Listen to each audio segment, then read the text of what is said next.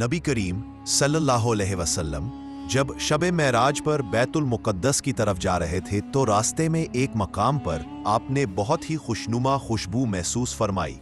आप सल्लल्लाहु अलैहि वसल्लम ने हजरत जिब्राइल अलैहिस्सलाम से पूछा कि ये खुशबू कहाँ से आ रही है।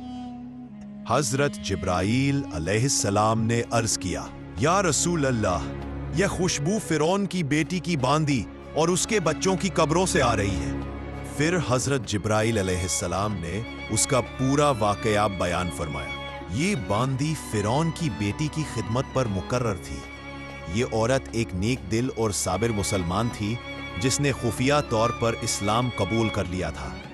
वह दिल में तौहीद का चिराग रोशन किए हुए थी। एक दिन जब वह फिरौन की बेटी के बाल संवार रही थी तो उसके हाथ से कंघी गिर गई। जैसे ही वह कंघी उठाने लगी तो बेतकल्लुफ उसकी जुबान से बिस्मिल्लाह निकल गया। शहजादी ने चौंक कर पूछा, यह तूने कौन सा लफ्ज कहा? क्या तू मेरे बाप फिरौन के अलावा किसी और को रब मानती है? बांदी ने हिम्मत के साथ जवाब दिया, तेरा बाप रब नहीं है, बल्कि मेरा, तेरा और तेरे बाप सबका रब अल्लाह ताला है, जो आसमान और जमीन का खालिक है और सबको रिस्क देता है। शहजादी ने यह बात अपने बाप फिरौन को जाकर बता दी। फिरौन सख्त गजबनाक हुआ।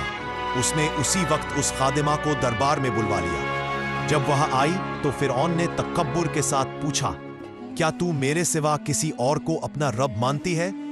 बांदी ने पूरे यकीन और हौसले के साथ कहा, हाँ, मेरा और तेरा रब अल्लाह ताला है जो सबसे बुलंद और सबसे बड़ा है। फिरौन ने कहकहा लगाया और कहा कि अब देखता हूं तेरा ये ईमान कब तक तेरे साथ रहता है। फिर उसने अपने सिपाहियों को हुक्म दिया कि तांबे की एक बड़ी गाय लाकर उसे आग पर रखो और इतना गर्म करो कि वह दहकते अंगारे की तरह सुरख हो जाए। जब वो आग जैसी दहकने लगी तो फिरौन ने कहा कि उस औरत के बच्चों को एक एक करके उसमें डालो और आखिर में उसे भी डाल देना। बांदी ने ये मंजर देखा तो दिल कांप गया, मगर ईमान ने उसे मजबूत रखा। उसने फिरौन से एक दरखास्त की, ऐ बादशाह, मेरा बस एक हक है, जब मुझे और मेरे बच्चों को जलाया जाए तो हमारी हड्डियां एक जगह जमा कर देना ताकि हम सब साथ रहें। फिरौन ने कहा, ठीक है, तेरा ये हक हम तस्लीम करते हैं। फिर जालिम सिपाहियों ने इसके बच्चों को आग के दहकते हुए पातीले में डालना शुरू किया। सबसे पहले उसकी एक बेटी को आग में डाला गया। मां की आंखों के सामने वो लम्हे भर में जलकर खाक हो गई। फिर दूसरी बच्ची को डाला गया और वो भी जलकर राख हो गई। मां के दिल पर सब्र के पहाड़ टूट पड़े, लेकिन वो अल्लाह के हुक्म पर कायम रही। आखिर में सबसे छोटे बच्चे की बारी आई जो अभी मां की छाती से दूध पी रहा था। जब सिपाही उसे मां से जुदा करने लगे तो बांदी के दिल पर एक तूफान बर्पा हो गया। इसकी आंखों के सामने अंधेरा छा गया। वो डगमगा गई, लेकिन ऐन उसी लम्हे अल्लाह ताला ने इस शेरख्वार बच्चे को जुबान अता कर दी। वो बच्चा बोला, अम्मा जान, सब्र करो, जरा भी पसोपेश न करो। अल्लाह की रजा के लिए अपनी जान देना ही सबसे बड़ी सादत है। ये सुनकर मां का दिल मजबूत हो गया और वो पूरे सब्र और यकीन के साथ खड़ी हो गई। सिपाहियों ने इस मासूम बच्चे को भी दहकती हुई आग में डाल दिया। आखिर में खुद इस मां को भी इस जलती हुई आग में डाल दिया गया। यूं एक बांदी ने अपने ईमान पर डटकर अपनी और अपनी औलाद की जान अल्लाह के रास्ते में कुर्बान कर दी।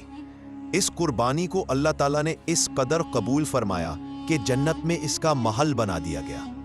मेराज की रात रसूल अकरम सल्लल्लाहु अलैहि वसल्लम ने जब इस खुशबू को महसूस फरमाया तो सहाबा को ये ईमान अफरूज वाकया सुनाया। ये वाकया हम सब के लिए बहुत बड़ी इबरत है।